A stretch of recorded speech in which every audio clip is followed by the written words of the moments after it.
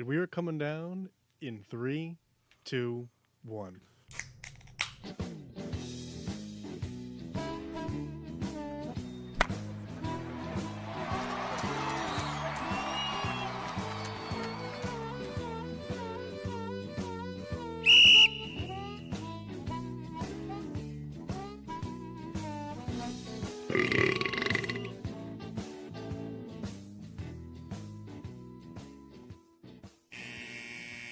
Welcome to a special edition of Getting Sports with Drunk. I'm your hostess, Cupcake the Riddler.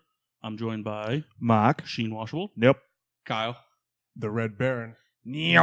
And special guest Jack Jack Baker. and Naomi Adler. from Litchfield Distillery. So we're glad to have you guys on. We've been trying to get this set up for a while now. We're super excited. Yeah. And first distillery on the show. This is very uncomfortable. Just hold the mic. Do one of these. Do the Dick Van Dyke type bar of thing. stool. The bar stool. But it's our first distillery show. We're here in Litchfield, Connecticut, obviously. We feel honored. Yeah, we're glad to be on. So start off, just tell us a little bit about yourselves, a little bit about the distillery. I mean, obviously, we're in Litchfield, Connecticut, as I said.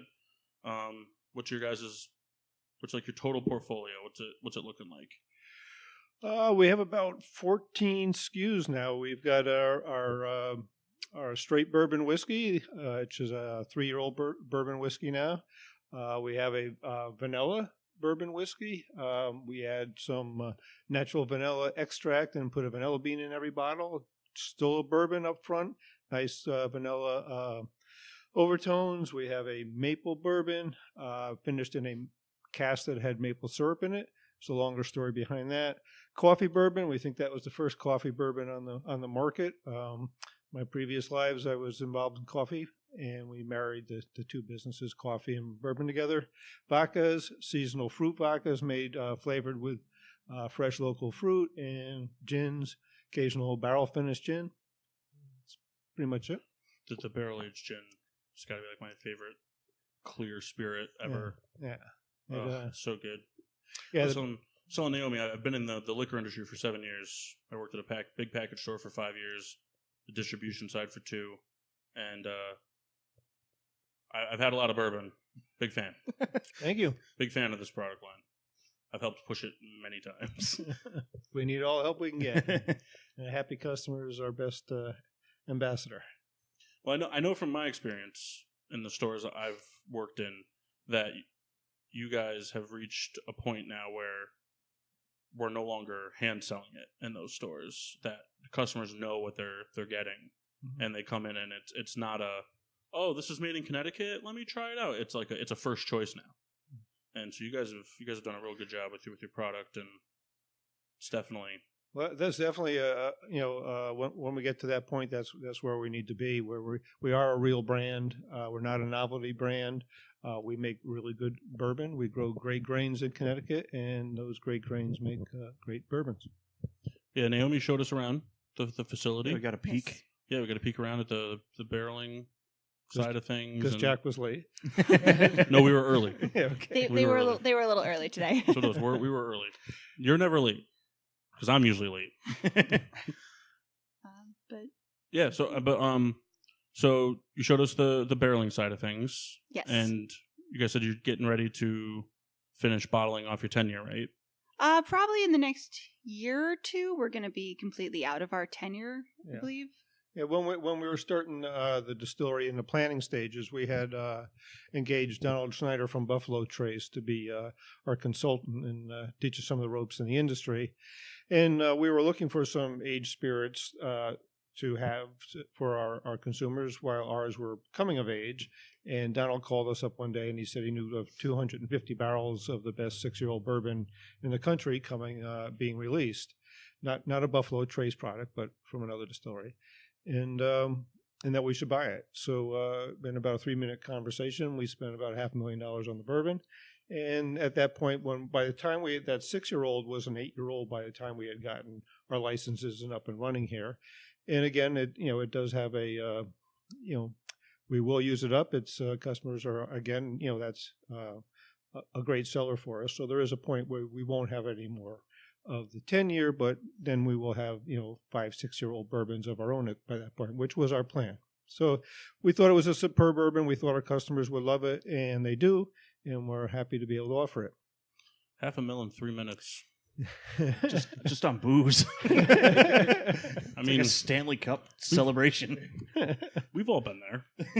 We just don't have 500,000 to throw around. If we did, Loaded up the cart, had to put it back. But I think Jack's always told me that the very next day they actually got an offer from somebody else to buy it, I think for almost twice what they paid for it. No so kidding. they could have just said, well, maybe let's not open the distillery, let's just flip bourbon around, make a good make a good living that's that way. you got to be like the only game in town for that bourbon flipper. I mean, I don't know if that would make like TLC or the Home Shopping Network, maybe like the New show coming the next year or so, Bourbon Flippers. Yeah, bourbon flippers. That'd be great, especially like in Connecticut. No one would think you'd be running a business up here for bourbon flipping. Well, I mean, it shows you the supply and demand for aged spirits. You can't make an 8-year-old bourbon today. It takes you 8 years to make it. Right. And once those volumes that were available were sucked up, other people are trying with the same strategy of us to have a nice bourbon while theirs were coming of age. Either you bought it for what it was out there for and just tried to develop your brand around it, or you didn't have it. So, Right. yeah. And like you said, I mean, it takes time to do it. I mean, I've heard stories of distilleries that have had barreling facilities go up in flames from wildfires and such and lose. Actually, I think it happened last year to a distillery in Kentucky. They had a big collapse. Yeah, they had a big collapse in the barreling. Not only did it collapse first, it collapsed a second time, and they lost the rest of their barrels. And about 2 weeks ago or so, some of their 1-million-gallon mash tuns broke and flooded the streets. So they've had some hard luck. They've had a rough year, and it's something that you never want to see in this industry, and you really hope it doesn't happen to you, but seeing it happen to somebody else is scary. You're like, oh, I never really considered that happening. And when you see it to a big guy. Yeah, well, I wonder if it's like a catch-22 for them, because like it really put their name out there, and their stuff really started flying off the shelves. People were like, oh, I just saw this place on the news. I got to buy this. And they're like, oh, this is actually not bad for the price point. And get it before it falls down. Yeah, exactly. So can I tell you a little bit how Naomi's here? Yeah, absolutely. Of course, because she won't tell her own story probably because she's why not? best. We heard the forklift story. But I guess you've been here almost 3 years. 3 years in April. She wandered through the door about 3 years ago or a little bit before that and said she was just finishing up her chemical engineering degree at UConn, and she was looking to do some apprenticeship or internship during the summer. So we hired her, gave her a real job, and her job was to follow us around and document all our procedures into a proper plant manual, because during your startup, you're just evolving. And we were starting to get dialed in and thought we should document everything. So her first job was to create our plant manual. Our head distiller at that time, James, was leaving. And so by the time she was done creating that plant manual, she had learned to do everything. So she can run this whole plant all by herself. She can unlock the door in the morning, mash, ferment, distill, whatever needs doing. And so she's a great asset to us. We're lucky to have her. And as you guys almost noticed tonight, I even like to lock up the door at times, which when anyone else is coming in. But I wanted to gain some hands-on experience. I had been a recent graduate, and I didn't have a lot of time during my studies to get a lot of hands-on experience in the industries. I went to UConn, which is more of a research institute or a research university. So it's great if you want to go into research. Right. Not so great if you want to be more of a practical engineer. And I came here on a tour with my dad and my sister for the holidays, wanted to get some locally made products. Pretty much reminded me of my classes, had some flashbacks to that. It looked interesting and seemed, got to be up, moving about. And as Jack said, I've learned how to do everything here. And when James left, I didn't really have another plan after that, so I just kind of have been staying with them since then. That's pretty awesome. Yeah. Just kind of came in and took over. Yes. I like that. We always wonder who the boss is here. So what's your favorite product from your line? Well, I mean, our straight bourbon whiskey, I think, is what we really had a vision of when we started, a really good bourbon made with local grains that we could all be proud of, that not only we could be proud of, but our community, Litchfield, could be proud of. One of our original slogans was we looked around these beautiful rolling hills and said, boy, I wish we could bottle this. So we did. So just bringing a Connecticut-grown, Connecticut-made product to market in its purest form as that straight bourbon whiskey is our best seller and is probably the one I'm most fond of. I don't usually like to tell people my favorite before they've had a chance to taste it because I always feel as though it's going to influence them. I had never really had bourbon before I'd started here, so this is pretty much, it set the bar very high. But I love our vodka a lot. It is by far the best vodka I have ever had. And I'm still getting a little more acquired to more bourbon flavor. Even better than UV Blue? There is no comparison here. No one remembers drinking UV Blue. You remember the next morning. But I'm a big fan of our flavored bourbons. I love vanilla as a flavor, so I really like our vanilla bourbon. Makes some really good cocktails. It does. Great Manhattans. Yeah, I've done quite a bit of experimenting with the flavored bourbons. I made a hot chocolate with the vanilla and the coffee one time. It was so good. It was like it just goes down like water, and then by the fourth one, there's no more hot chocolate. Yeah. So then you just start drinking bourbon. I've done that one too. Put a little cinnamon bourbon in there, and now it's got a little bit of a spice. It's almost like a Mexican hot chocolate. It goes really nice. Cocktail list. We got to get that going. Post it. I think there was a cocktail list somewhere in here. I saw it. Go ahead. We have like a listing online on our website of some of our kind of craft cocktails that you can make with any of your spirits. But in the distillery, we have little brochures that have about 3 recipes per card for our gin or vodka and our bourbon. And on the back of them is sort of our signature cocktail, which is called the Litchfielder. And the Litchfielder, named for us, is featuring our standard bourbon, the one Jack was talking about, with a little bit of lemon and maple syrup. And then, not to set up like the most perfect segue ever, but that goes right into, you guys have the 2 canned products. Yeah, we did. Which one of is the Litchfielder, right? Right. It's a 7% alcohol Litchfielder, so it's not bartender strength, but it is in a 12-ounce can, so it goes good beach boating, and you won't put a full strength cocktail in a 12-ounce can. So it's more of a beer strength. And it was we did a test launch last fall, just as the, can season was kind of ending for the cocktails in general and retail. And we sold out pretty much right away. So we regrouped, and we've bought some new equipment to make the process go smoother and all that. So we're ramped up to be re-releasing by May 1st for the both the Litchfielder and the spiked lemonade, which is our vodka, honey, and a little bit of blueberry for flavor. Yeah, a little bit of blueberry. Very interesting. I like that. Yeah, people who are interested, they can keep an eye on our Facebook page for when we post when we are going to be releasing them again, or even on our email list. But we have people coming in every day asking, when are you getting more of the cans? When are you guys making more of the cans? So soon. So our cocktails were developed in with Dimitri. How do you say his last name? Zakaharis.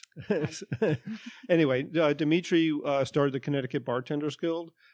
He's a nationally recognized mixologist, worked with some of the big brands and won some of the big brand competitions in cocktails. And he works for us full time, just developing cocktails with our bars and restaurants and helping with their drink lists. That's great. Yeah, that's awesome. Yeah, I mean, because I know a lot of people that, I've been a bourbon drinker as long as I've been able to buy booze legally.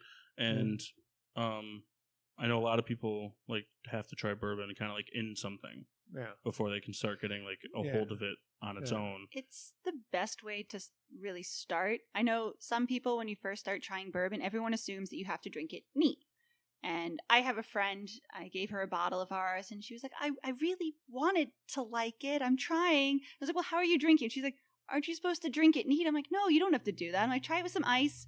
You can mix it with this. You can mix it with that. And then she did that.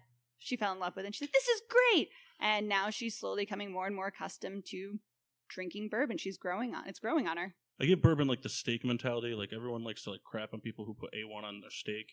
Yeah. It's but if it's how you like your steak, then you put A1 on your steak. It's if you like your bourbon cold, you drink it cold. We were just talking about that the other day with Tony Vengrove, who does our branding for us and is responsible for all this great packaging and our logo work and all that stuff. But I was saying, we're not whiskey snobs here. You work really hard for your money. You spend it on our product. You drink it any way you want. Right. So if you want to put Coca-Cola on it, that's fine. If that's the way you enjoy it, don't let anybody tell you how to enjoy what you drink. That's what I tell people, is that there is no wrong way to drink a bourbon, except for the way that makes you not happy. Just put it on a shirt. Coming soon. Yeah. Litchfield logo on the front. Naomi quote in the back. You get a side business doing those. Get the penny teas outside. I'll talk to Jack. So you guys have a beautiful tasting room. Or tasting room? Yeah, that's what we call it. Living room? I mean, it's got a very living room feel. Well, that's exactly the theme we went for. We didn't want it to be a bar where we line just people up and just, give them a couple quick tastings and see you later. We want them to come in and feel like they visited us at our home, at our living room, because we're here probably more than we're at home, at least when we're awake. And, it's like an open floor plan, dining room, living room. I'd say you get the dining room tables type things, and then you do have like the high-rise tables where you got the couches, you got artwork everywhere, the homey feeling shelving with the decor and the old-fashioned bottles and decorative plates and things like that. It definitely feels kind of like a country living room. We had to start adding in the more like the high-rise tables on the side. On the weekends we get quite packed here, and you can only add so many more chairs to these tables. And there've been times where we've had people like standing around their friends, like trying to get their tasting. So we're like, we need some more tables here. We need some more sitting room. I think my favorite part of the whole tasting room is that window behind you. You get to look into the distillery. Yeah, you can see what's happening. Yeah, well, that high top right by that big window is the most go-to high top here. It's where I would say. Yeah. I mean, it's just, especially like if you come in here on a weekday, better chance of catching you guys doing what you're doing on a daily basis. You get to see us working. Yeah, and I mean, that's you do the tour and all that type of stuff, but it's always nice to see people in the element. Right. Yeah. Well, we tell, we publish that we're open, almost 7 days a week and do tours on the hour during kind of normal hours. But we tell people if there's a car in the parking lot, come on in. So we're open, and we might be in the middle of transferring some ash or ending a distillation run or something. But so you might have to wait a few minutes and watch us do something, whatever we're doing, and then we'll give you as much time as we have between the next task we have to do. So it's kind of an open door policy. Yeah, I had a tour today that I got them started. I got right to the still, and it was up. It was getting ready to be discharged. So I apologized to them. Look, I need to discharge and recharge still. They were great. They had the best time. They were just standing back, watching me, going like, "Oh, look at what she's doing. She's hosing this down. She's pumping it out." And I was describing it, but they actually got to see me discharge and recharge the still. And I had some more people come out for the tour. That there was about a 15-minute delay, and they were just like ecstatic about it. They were so happy to actually get to see it that they didn't mind the little wait. Well, Kyle loves it. As he said, it reminds him of something from Willy Wonka. That's probably. Someone else said it. I did. I think Willy Wonka's the most heard thing that when people see our still, Willy Wonka. That's what it looks like. Yeah, like the fact that Jules Verne. It reminds me of the Mad machine that Scientist Lab. breaks out the Breaking Bad. everlasting gobstopper. That's what reminds me of that machine. Yeah, it's cool stuff to work with. It's a great environment. People love seeing it. We've just kind of become used to it. But when people have never been in a distillery, it's a little more going on than a winery or brewery, which are wonderful to visit. I visit a lot on my own, but the distillation just takes the process to a whole nother level. Well, it's a whole nother level of patience. I mean, outside of just making it alone, then you look at your base product as 3 years. Yeah. This industry is a lesson in patience, that if you don't have patience, a distillery is not for you. You need to be able to sit there and almost do nothing and wait for your product to get better. And if you can't do that, it's going to be rough for you. Well, and sometimes, I mean, I know when we went on the little tour, you showed us some of the experimental barrels you guys work with, and that, I mean, like you said, the patience, you can spend however many years working on an experiment, and then you open it up and it's like not even close. Or home run. I mean, it could work either way, but like you said, patience is... The waiting's the hardest part. Yeah. And it's fun to experiment. If we weren't going to always be releasing new things and trying new things, it would get even more of a, less, maybe a little more... less dynamic. I'm trying to find the right words there, but so you don't sometimes know your results for years and years out. I mean, you have a pretty good idea We've done enough things where we haven't really made any real things that some things we're not going to bring to market for one reason or another, but they're all, you can drink them all. Right. Now, you said earlier that you, in a previous life, were a coffee guy. My family business was a Crystal Rock Bottled Water Company. Okay. So me and my brothers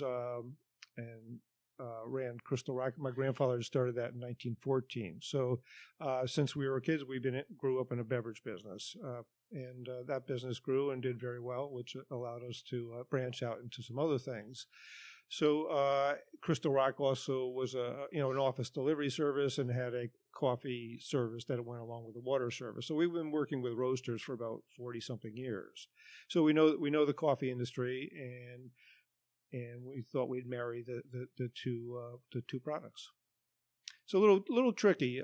It's one of the trickier ones to pull off because coffees have a lot of oils and non-solubles that once you marry it with alcohol, they kind of resist coming together. So we have a kind of our own protected process to get that to come out as nice and shiny and tasteful as it is. It's definitely bourbon up front. You're going to, on the aroma, you're going to get some nice coffee notes. You taste it and you go, well, where's the coffee? And then all of a sudden, bam, the coffee finish is really strong, which is a nice, and that's kind of the way we like our flavors to evolve and not just like hit you in the face and it's a big maple. Our maple, it's an overtone that you're going to find, not just get hit with it. Well, it's like I said, I've drank bourbon for a long time, and these guys know, they've seen me drink bourbon. I'm not really a flavored bourbon person. Yeah. But I like your guys' stuff because it's good on the nose, and then like you said, it packs the punch at the end. Yeah. But the middle, bourbon. It's good. It's real flavor, not too much extra. Right. It's not these it's not like you take a sip and your mouth's coated in sweet maple syrup, and then you get like a mini burn at the end. And you're like, oh yeah, there's the bourbon. I forgot I was drinking that. We get a lot of experienced bourbon drinkers on our tours, and when we get to the flavor section of the tasting, they go, no, I don't do flavors. And if we can convince them to try our flavors, they'll probably walk out of here with a bottle of it. So it's not the same as some of the other ones out of the market. I'm not a huge bourbon drinker, but the vanilla one I've had, and that one I liked a lot. That's usually like I'd say the easiest way to ease people into the flavor, because I always tell people vanilla is kind of a natural flavor of bourbon. From like the oak wood in which you're aging, you get vanillin, which gives you vanilla-like flavor. So I was like, it's like a more enhanced bourbon. And the way you guys do it, it's not overpowering, where it's just like a bunch of vanilla extract put in bourbon. Right. You tell them it's subtle, it's no extra sweetness, and once they try that and they realize like, oh, this flavor is really good, they're like, I wonder what the other flavors are going to be like, and then we've got them from there. So when did Litchfield Distillery open its doors? We bought the building in June of 2014. We were distilling by December of 2014. So there was a lot of renovation that had to go on. The building was a mess, and we tore. You'd never know it looking at it. Yeah, this room that we're sitting in was just metal studs, cinder block walls, wires hanging down, broken ductwork. No kidding. So, we totally gutted it and started over. That room, the main distilling room, and we screwed that whole ceiling up ourselves. We tore out the old ceiling, put that ceiling, we tore out the cement floor. There was an excavator in the middle of that room in 2014. We pulled out all the cement floors, put in trench drains, repitched the floors. So we brought a 6-inch main across 202 to put a sprinkler system in. So it was, a 6-month sprint to get to where our stills were going to show up, and we'd be ready to receive them. They're nice. They're beautiful. Our main still is a Mueller still from Germany. That one of the best stills in the world. We're lucky to have that. Yeah, I remember when my because you guys, like I said, I've been working in the industry, so I've dealt with the company in Connecticut. You guys distribute through and whatnot. Slocum and Sons. Yep. And I remember when the salesman for that company, Rob, brought it in for the first time, and he said it to me. He was like, "Oh, it's a Connecticut bourbon," because like I was in charge of like the dark spirit section, and I was like, "All right." I was like, and I'm like, "Is it a gimmick? Like, is it because sometimes the local made stuff comes out and it's gimmicky, especially in the spirits world." And he's like, "No," he's like, "It's really good. It's like you're gonna like it." So he poured it up, and he scheduled a tasting for it, and it's been high flying in that store ever since. it's We've definitely gotten good. real traction. I think we're in, over 1,000 points of sales in Connecticut for between bars, restaurants, and retails, and we're just starting to get traction in the surrounding states. We've shipped to Chicago. We're going to target some key cocktail cities that appreciate good craft spirits, and yeah, so it's we're lucky to have got an established brand now that has real repeat business. It's just not one time novelty buyers. It's people that we're their brand. Yeah, it's very good stuff. I noticed on one of the runner tables over there, you got a lot of medals on some bottles. Yeah, Want to talk about some awards? We targeted the San Francisco San Francisco Spirit Competition, International Spirit Competition, and then New York. So we have one major on each coast that we thought were really prestigious competitions. And you send your bottles out and you cross your fingers and you wait to see what the judges thought of your products. And when you start winning medals, and we've won double golds, we've won gold, silvers, and bronzes. It's gratifying. The consumer does appreciate those things, so it's good to have some of those accolades, and we're just grateful to be appreciated. Yeah, I mean, the product speaks for itself. I'd give it a double gold. Thank you. I don't know what a double gold is exactly. I've never been good got with, it. I've never been good with the awards part of it. I mean, I've done a lot of research on spirits and beer in my time, both from the show and in the industry. I've never understood what the double gold means. It's like extra medium. I think it has to be like a unanimous decision in order to get a double gold. So, Right. wine does points, Right. which everyone understands, 0 to 100.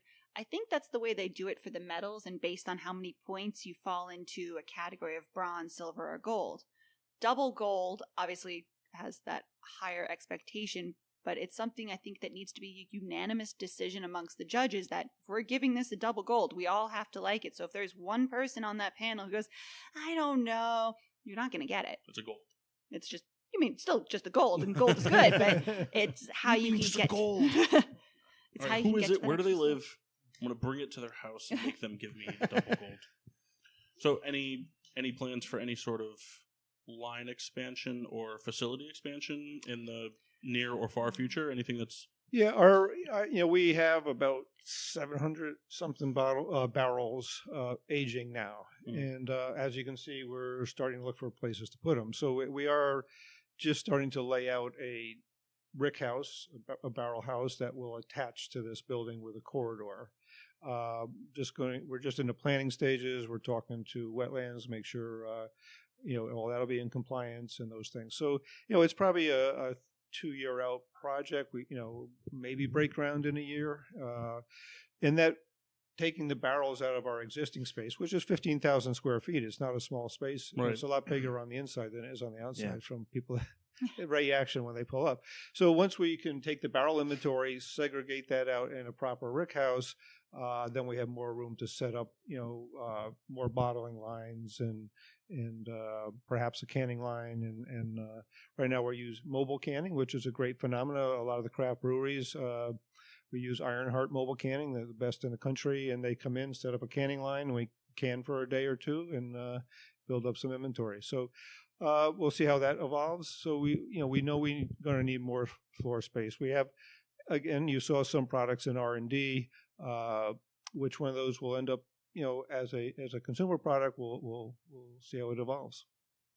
And then I believe naming something 53 gallons per barrel, right? Is that what it Yes, was? those are like the standard. I think that's about the standard size of How a barrel. many bottles do you get out of one barrel? Depending on like proof and age and all of that, but So We'll go with your about standard 3 2 here. to 300 per 2 barrel. to 300. Yeah.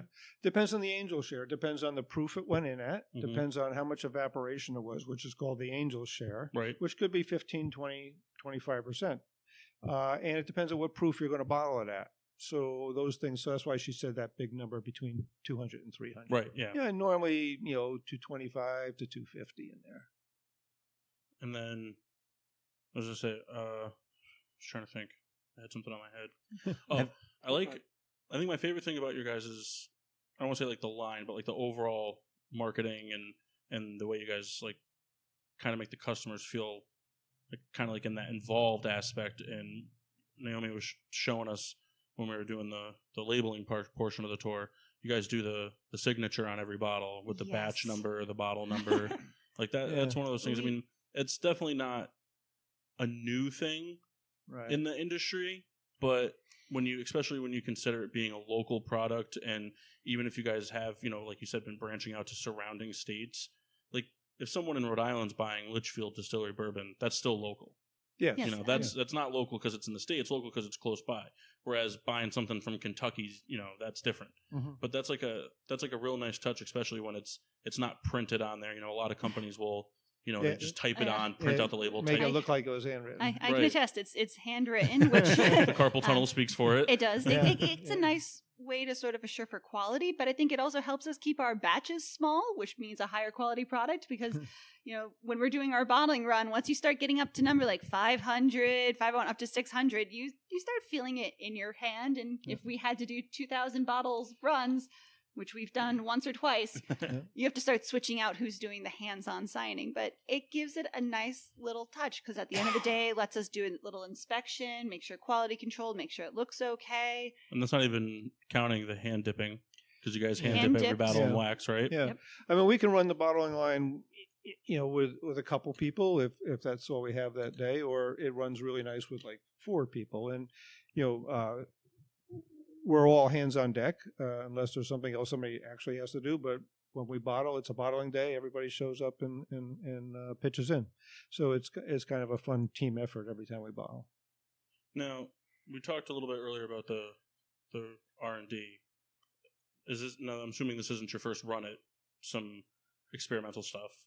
Is there anything you can tell us that you've made before that, might not, obviously didn't make it to the market, but something that turned out really good, something that maybe one day might be to the consumer? Well, those will end up being like one-offs for a retailer that would like to have something unique in their shop, and we'll say, well, we have a single malt. We don't have enough to launch a whole product line of single malt, but there's 4 barrels, and they may taste those barrels and say, wow, this is extraordinary, and run with it. We're doing some bourbon finished in rum barrels. We're doing bourbon finished in honey barrels, and we have a wheated bourbon. A wheated bourbon, different. Which is our bourbon is 70% corn, 25% rye, 5% barley. This would have the rye swapped out for wheat, which is Maker's Mark is considered a wheated bourbon. We're considered a high rye bourbon.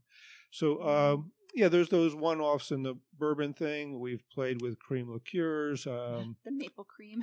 Maple still cream working liqueur. on it. Yeah, it's that's another tricky one, and you need to be able to concentrate on that one and prove the shelf life, because there's the dairy involved in the liquor and stuff. So that's in R&D. The gins, the barrel finished gins. We decided to start out with a series of 3 barrel finished gins. The first year we released the gin finished in one of our used bourbon barrels, which sold out pretty quickly. Yeah. The one we're about to release is a gin finished in a barrel that has 2 woods to it. It has the traditional oak wood and an acacia, which is, I guess, like a locust wood. So that gives it a unique, more floral flavor from the acacia. So this year will be the oak acacia, and the following year will be 100% acacia. So it was a series of 3 barrel experiments that we will have enough to release as a part of our product line as a limited edition. Nice. Yeah. Oh man, that sounds really good. Do you guys team up with any Connecticut breweries? Yeah, we've experimented with breweries. Mm-hmm. We've done some distilling for Black Hog.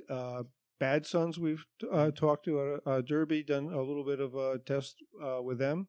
So the trick is creating a product that we can be consistent with, that works for both of our companies, that then when you're doing something kind of out of the norm, you have to submit formulas to the federal government. You have to then submit a label based on that formula approval. Mm. So there's a good year lag time of let's do this to being able to bring it to market. We haven't decided to go full blast with any of it, and neither have they. But we're having fun playing with it. Yeah. A lot of them, they use like our bourbon barrels. We have Yeah, like a good right. partnership with a lot of the breweries that they take them once we're done, and they've been doing like a bourbon barreled stout in them, and they're all excellent. Everything they usually bring by samples, and they go really fast. Yeah, I know all about those. Those are fantastic. So, not to get to the hands-on experience, but I noticed there's some bottles over there with some pours. Yes. All right, let's line up some glasses here. Best way to learn is to taste. We'll start out with our first bottling of the 3-year 92 proof bourbon. So this is our straight bourbon whiskey. It's going to be 3 years old.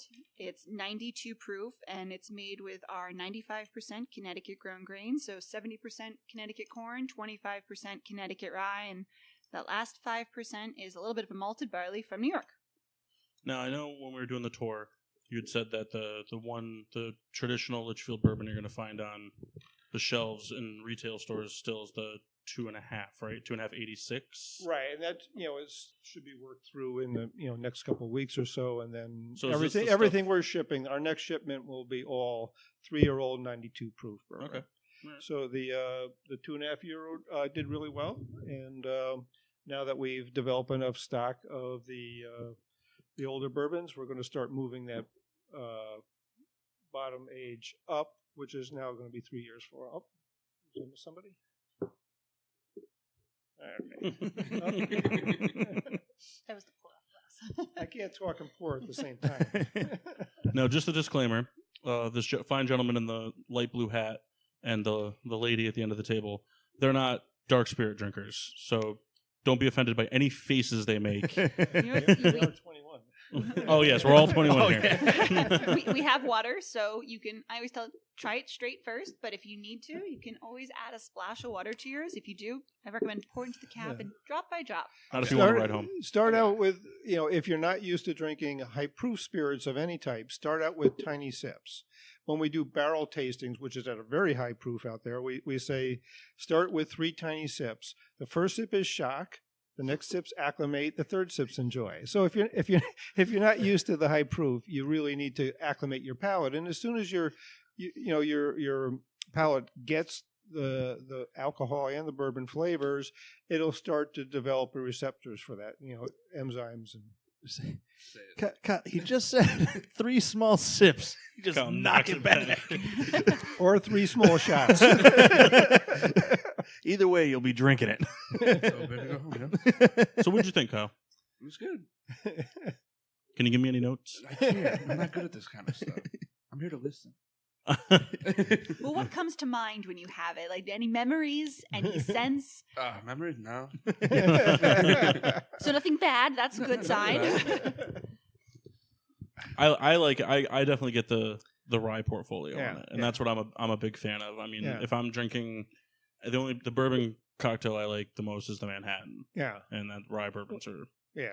perfect for that. And I've had Manhattans with this. I've had them with the vanilla, and I've actually tried doing an experiment at home making a breakfast Manhattan, and I used the coffee, and the first one turned out absolutely atrocious. But after some tweaking and 4 or 5 of them, Well, let's try the vanilla.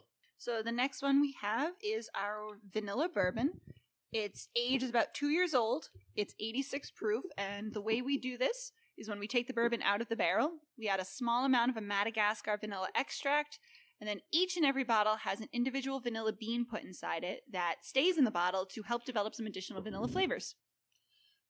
and it's very unique too that we talked about. Obviously, you guys get the more bourbon non-flavor drinkers that come in here, and you finally get them to try one. They usually leave with a bottle.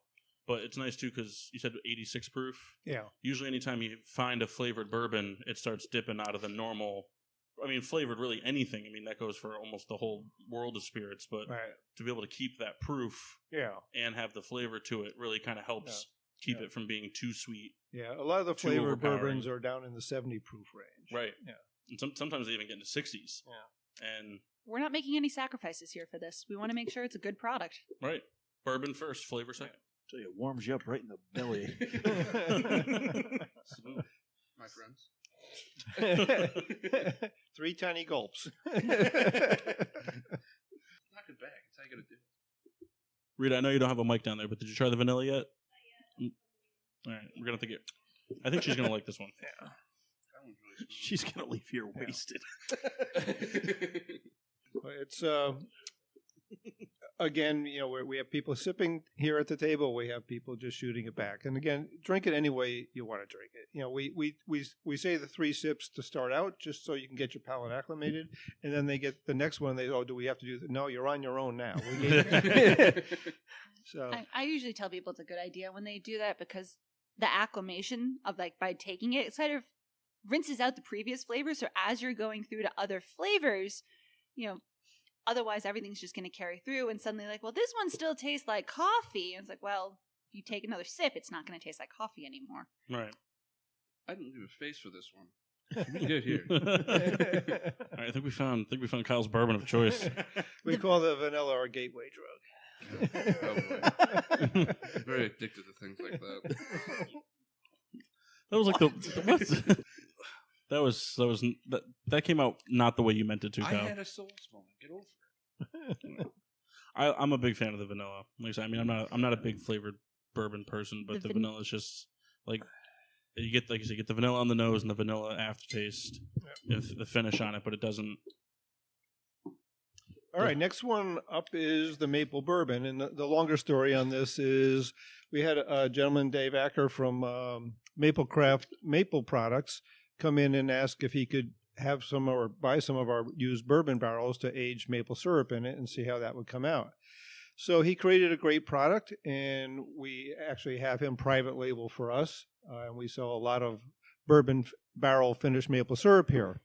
So once he's done with the barrels, they come back to Litchfield Distillery, still sticky inside with maple, and we put the bourbon, a 2-year bourbon, back in it for another 6 months and rinse out the rest of absorb the rest of the maple flavors. So again, just a hint of the maple.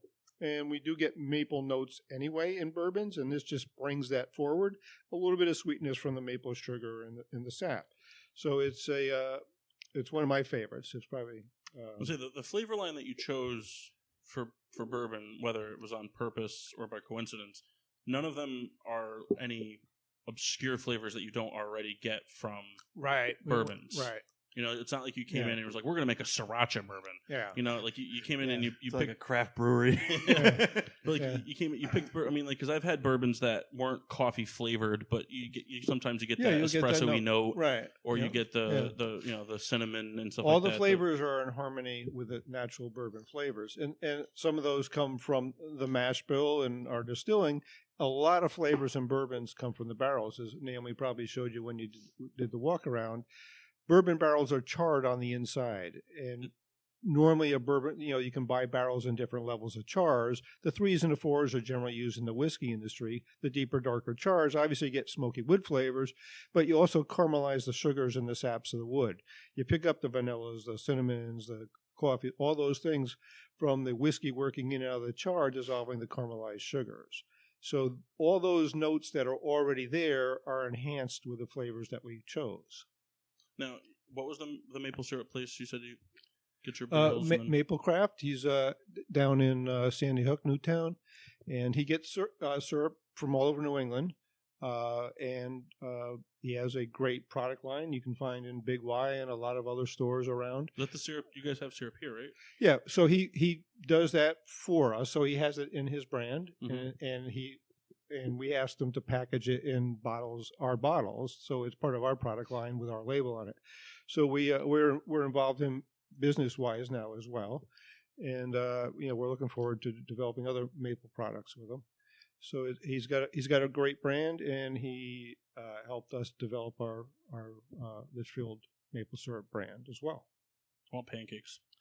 Yeah, that's what everybody asks for, the pancakes or the French toast when we start tasting the maple stuff. Well, see, because for me, when it comes to the breakfast foods that require syrup, I'm not a heavy syrup person.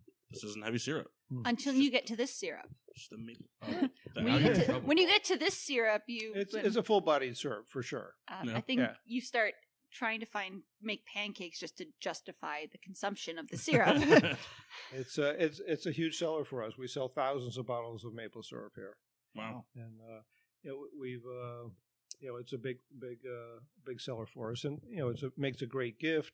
Not everybody's looking to. They can give it with our maple bourbon. It's a nice companion to buying one of our bottles as a gift. It's definitely a unique gift. I mean, it's a maple syrup purchased from a distillery, and it kind of goes back to that consumer thing where it hits to the consumer where like you're incorporating the whole line of your product into your consumer base. Yeah. So the people that don't normally shop maple syrup or maybe are the Aunt Jemima consumers, they get a chance. They come here and they taste this and they're like, "Oh, this is really good," and then like, "This is the syrup that is the product of this," and it's like, "Oh my gosh!" Usually we taste it at the end of our tastings. We tell people if they behave, they get dessert. So and that's a little tasting of the maple syrup, and that hooks them. And then I'm generally not a maple person, but I like this one. Yeah, like I said, very subtle. Yeah. Maxine?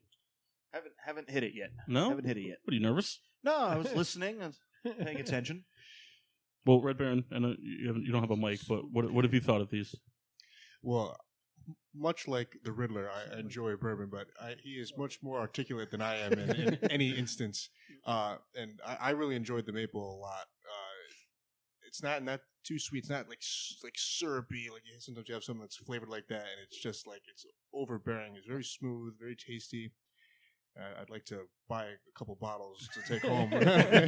Keep experimenting. I feel like I'm interviewing somebody right now. Well, I am, but... Want to move on to the coffee bourbon? Yeah. This is going to be Kyle's rough point. Kyle's not a big bourbon fan. He's not a big coffee fan. Actually, I hate coffee. Two negatives make a positive. I have had people who don't like bourbon and don't like coffee, but they love this product. Somehow the combination of both of them together just... It's math. Two negatives make a positive. Well, there you go. That's what it is. Sit with me. Well, I found like the coffee taste I get from this, and I don't want to dive into it too much because you guys are going to explain some of it, but I kind of get more like a cold brew coffee taste from it. Cold brew. Yeah. Oh, all right, there we go. Good coffee tasting there. So part of it was when we were doing the R&D on this, we were trying all different methods of coffee, and I think I mentioned to Jack, we should try cold brew. So it was definitely very popular at the time. I mean, everyone's drinking cold brew. It's popping up in more and more of the stores. So we found a local Connecticut roaster. Yep. We've zero profit out of Washington, Connecticut. Yeah. So we source the beans from them. We bring it here. We have a giant vat that we cold brew probably 20, 25 gallons at a batch. And we use that to proof and flavor our bourbon. So when we take the bourbon out of the barrel, it's still at that high cask strength, around like 122 or so. We use the coffee to bring it down to the bottle strength of about 86. And so this way, the coffee is flavoring and proofing the bourbon, and the bourbon is helping to dilute the coffee down a little bit better. So it's a nice blend of both. I love it. More bourbon up front, big long coffee finish. And again, we don't put any sugar in we don't put any added sugar in any of our products. So it's a black cold brew coffee, which is, I drink my coffees black, so this is perfect for me. And people are using it in espresso martinis, after dinner drink. I usually use mine to make like a white Russian instead. Oh man, it's I never even thought of that. I use our vodka and the coffee bourbon together with a little bit of cream, and if I want it a little sweeter, then I put the maple syrup in. And you really only need one of those. It's a stronger, less sweet version. Right to bed. I pretty much drink bourbon, scotch, whiskey, and beer. But like if I'm not drinking that, it's usually like a black Russian. So you put them together, and because it's bourbon and vodka, it's like a Cold War. It works out wonderful. It's a delicious drink. Cold brew war. Oh my god, I never even thought of this. Screw the Kahlua. Oh man. All right, we got a whole new world. We got to dive into. We're all about being creative here. Yeah. Oh man, I never even thought of that. This has been insightful. This has been fantastic. Souls. It's not my cup of tea. Good quality. Coffee, not tea. It's better than what I thought, but I still wouldn't get it. I'm sorry. It's just not what I want. No. You could put the bourbon in your tea, though. That could work. Maybe. That's why we have 14 flavors. It's an iced tea. That makes sense. You would like we'll have to get you a bottle of one of the fruit vodkas. You would like those. I tried the blueberry and the apple. They're very good. Very good. They just smell like the blueberry. I don't know how to describe it. Like if Apple Jacks made a blueberry version, that's what it smelled like. All right. So blueberry Jacks. It smells like you're in a blueberry patch. Yeah. Like you're just standing out there ready to do like the pick your own, and it's just that lovely aroma. Yep. It's Is like all the being fruit from outside. Connecticut? It's all Connecticut fruit, March Farms, Evergreen Farms in Watertown. We've used Ox Hollow for Ox Hollow for some strawberries. So yeah, we work with the local farmers, and they supply us with great base of flavor. And basically, the way we make our flavored vodkas, we don't buy a flavor extract that is going to be the whole thing. We buy fruit and we put it back in the still with our vodka and redistill it.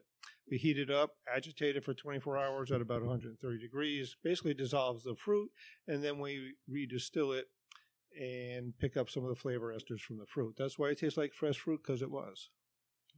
I love our fruit flavored vodkas.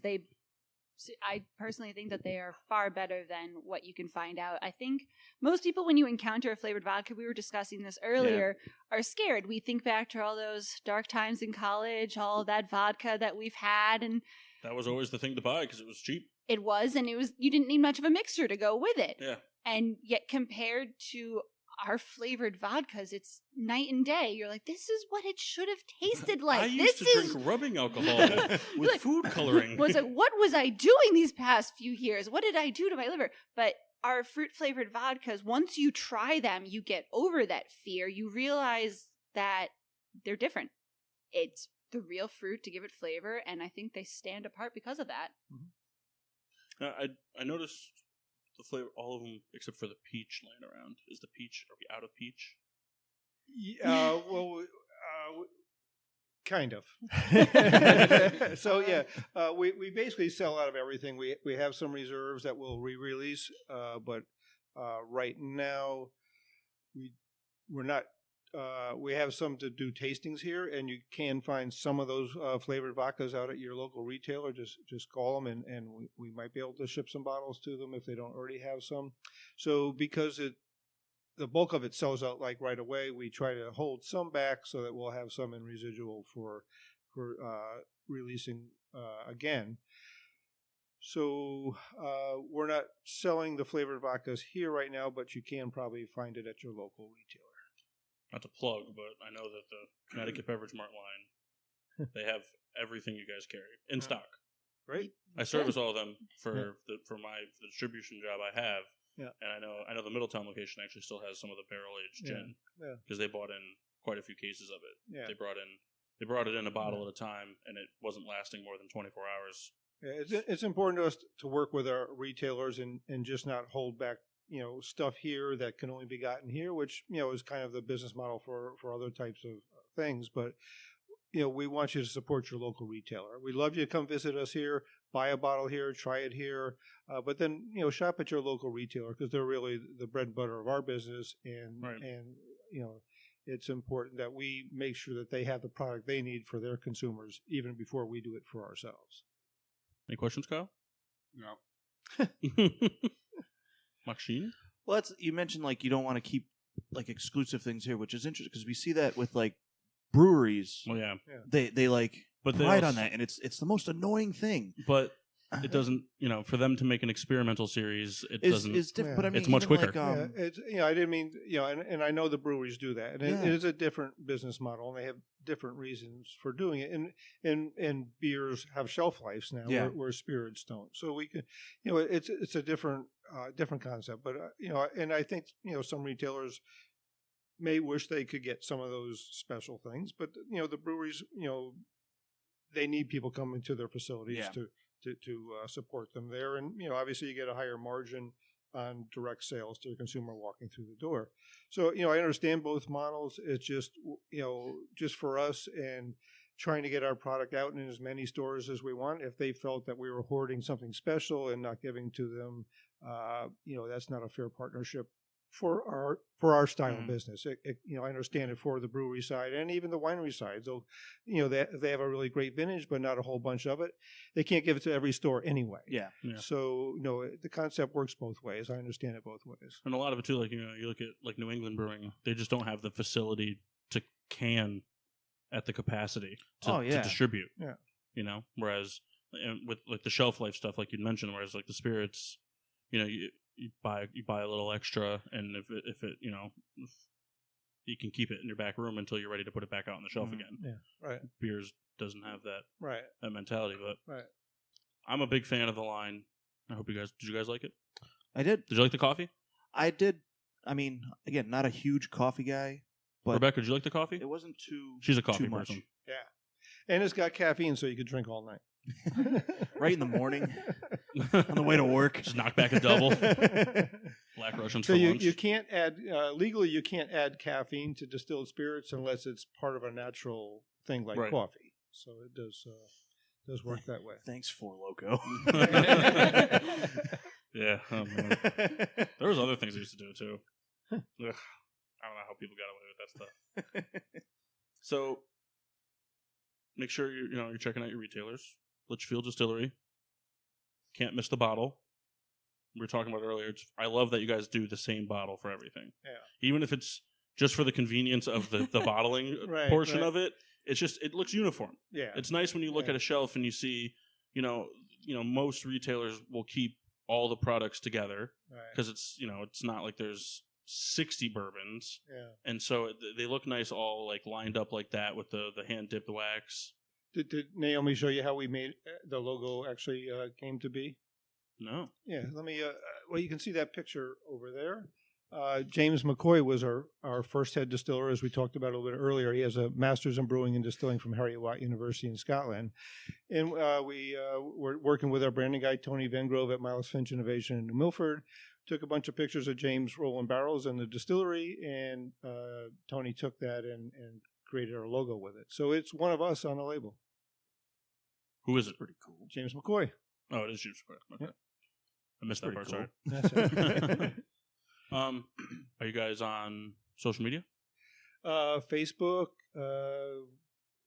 I think there's an Instagram. There's as well. Instagram. Yeah. Our Facebook. I follow. There's a If- Twitter Okay. out there. Like us on Facebook. It is a big deal to be liked on Facebook, and we really appreciate that. And you will be able to see if we're doing any of those special releases that you can find at your local stores, or if we're having events. So we do a lot of nonprofit events here. We're not an event space for hire.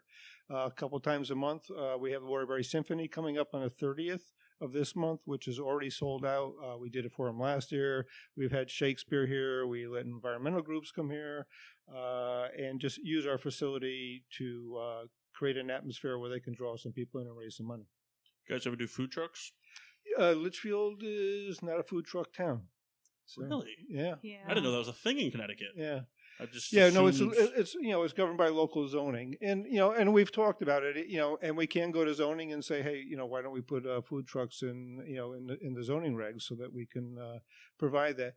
We have some great local restaurants, and we really enjoy people coming here, tasting our spirits, and sending them out to our local restaurants. Well, I guess too for a distillery, a food truck's not really as much of a It's not the like. same. 'Cause, yeah, I mean, like a food truck for a brewery really serves a purpose, and it's for sobering up. Right. Whereas for distilleries, you mentioned 2-ounce pours, right? We're allowed Yeah. to serve 2 ounces 2 per ounce. person per day, Right. which is a full size drink. Right. Yeah. But you're not. Yeah. Yeah, You're and not our- slamming them down. You Yeah, know. our parking lot holds like 50 cars. If we had food trucks out there, we wouldn't be, people coming and going and letting other people get in and all Just got that to get stuff. a Weber charcoal grill out there. Yeah. Start grilling Yeah. bratwurst. Catch them on the way out. Yeah. I would come for the bratwurst and the Yeah. So Litchfield has become a destination. We're a big part of that destination, and again, there's lots of great shops down uptown Litchfield. They call it. Bantam has got some great shops. We got Arethusa, the dairy shop, their 5-star restaurant, their coffee bakery shop, Bantam Bread, the market. All the great stores uptown, the corner, the Village, Bohemian Pizza, West Street Grill. I mean, there's a ton of great restaurants up here. It's a really nice day trip for anybody in Connecticut. And we get visitors from all over the country that are visiting their families out here. So it's a nice part of the state to be in. It's, a very scenic drive from which way you come from. It is. Yes, it is. I'm sure it's very... get out of Waterbury. I'm sure it's very gorgeous around here when the foliage comes. It's definitely like a tourist destination that people come to. I mean, we have the leaf peepers, and I know Connecticut, I think we get them like a little bit earlier or a little bit later.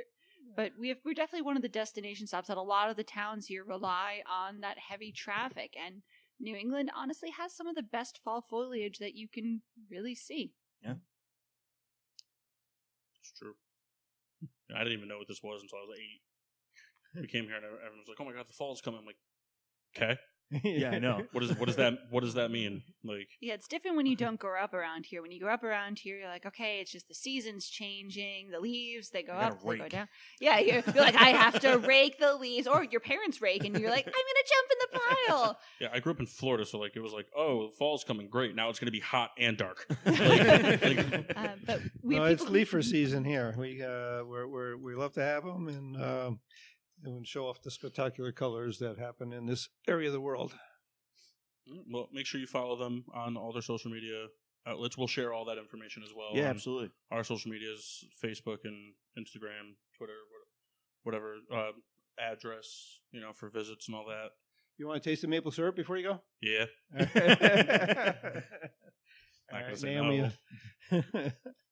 Well, thanks for coming. It's really nice to meet you guys in person, and we're grateful for all the exposure that you'll bring to your audience, and come back anytime, and hope to visit you down at the studio.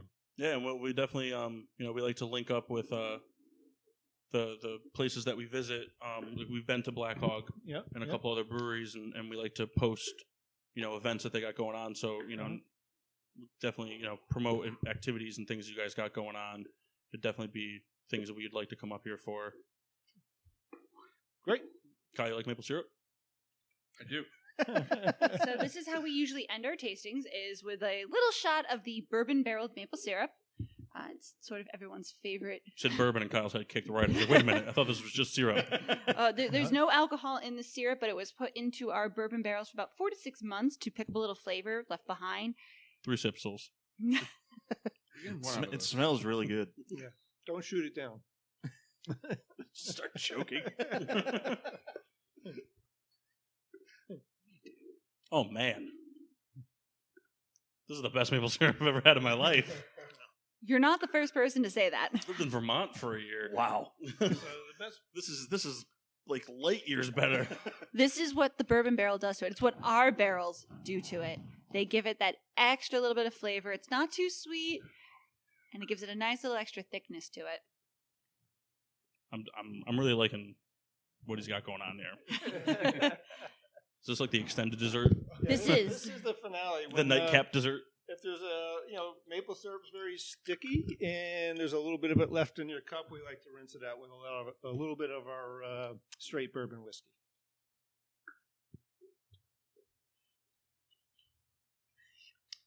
Nice. Yeah. Oh man. Brings a whole new meaning to nightcap. Getting every last sip. Kendall's gonna take the glass with him, sit in the car, and just keep licking it. So yeah, like I said, make sure you follow them on social media. Follow us on social media. Hashtag GSWD. Yeah. Sports with Drunk. Litchfield Distillery. We look forward to doing stuff in the future with you guys. Coming down for events. That'd be great. We really appreciate you guys taking the time out of your busy schedule. We know this is a 24/7 business. No, Naomi was like on her way home.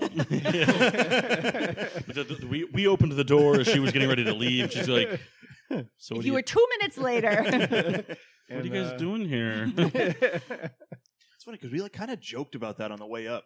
I didn't. I drove alone. It'd be terrible if they were like closed. But yeah, so thank you again so much for having us on. Yeah, thank you. Make sure you come up and check out their tasting room. Take the tour. I believe you said the tours are Basically, free, on the, right? on the hour during the weekends, we're busy and we try to stay on the hour schedule, which most people know we're doing.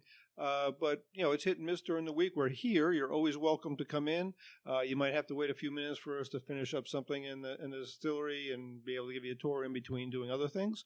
So, but that people find that fun, as Naomi said. It's an experience. You probably noticed the place is pretty clean here. And people say, "Do you guys really distill here?" We distill here 5 days a week. We're here at 6:30 in the morning, starting the mash and moving things around, getting the stills heated up. So if there's cars here, come on in. Excellent merch section as well. Yep, we Apparel, got syrup, glasses, Oh, we got some hats, some whiskey shirts, rocks, Yep. bourbon. flasks, Yeah. Bloody Mary mix, and some locally made soy candles as well. Notice you that guys also smell have the best amazing. Manhattan cherries on the planet. Yeah, We Luxardo's. do. Yeah, Those. those- Slocum is a Luxardo distributor. Or Yeah. I think they're the importer for Luxardo. Yeah, I hate cherries, but I'll eat those. Those are so good. Yeah, they're not the bright red cherries. No, They're those aren't like deep, the- yeah. dark. Like you your know, ice cream maraschino cherry type things. Those are. It's yeah. amazing. I'm not a cherry person. Someone's like, just put the syrup in. You Yeah. don't have to do the cherry, but put some of the syrup in. I'm like, it's not going to make a difference. They're like, yeah, it's going to make a difference. It makes such a difference. We sell a ton of cherries here. And we have a local Bloody Mary mix, Wallingfield Farm from Washington, Connecticut, an organic tomato farm. And, when they don't have shelf-perfect tomatoes, they make some Bloody Mary mix out of it. Nice. Very nice. So, yeah, come up and check it out. They've got great merch, great apparel with their cool logo on it. Yeah. I know Makshin's been eyeing some things. The merchandise always gets me. Every time he goes to a brewery, distillery, anything like that, All the it's time. a $24 bar tab with an $80 merchandising tab. Every time. It's like, said, this is the best shirt I have in my whole closet. We have some really nice, everything from your regular T-shirt to some really nice heavy-duty work shirts that we wear here in the distillery. Some Bill's khaki shirts that are rebranded for us, and some nice fleece pullovers. Some black hoodies; those are really popular now. I like the wood boxes too, the gift set boxes. Yeah, and we can even customize those. If you have a special occasion, we can brand, a laser in, congratulations or happy anniversary or, good luck or whatever you want on your. So we're doing more and more customizing on flasks, gift boxes, really nice wooden gift boxes with tasting glasses in them. So we're trying to, be a real service besides just a product. Yeah, well, like I said, check them out. Yeah. It's definitely worth the drive from anywhere you are. Like I said, they're very hospitable here. On the hour, come in if there's a car, except past 6. We've got places to be. Melissa might be getting dinner. You might have to go visit us at one of the local great restaurants. But so stay tuned in to the PPRN network for all kinds of great exclusive content like this. This will be, I don't know when this is airing. Soon. Yeah, well, when they're listening to it, they're going to be asking, well, it's airing now. But yeah, we'll be back here soon doing some more social media stuff, and we look forward to it. Jack and Naomi, thank you so much for your time. Yes, Thanks you. for visiting, Thank you. guys. Thanks for coming by. And we'll be back soon. Great.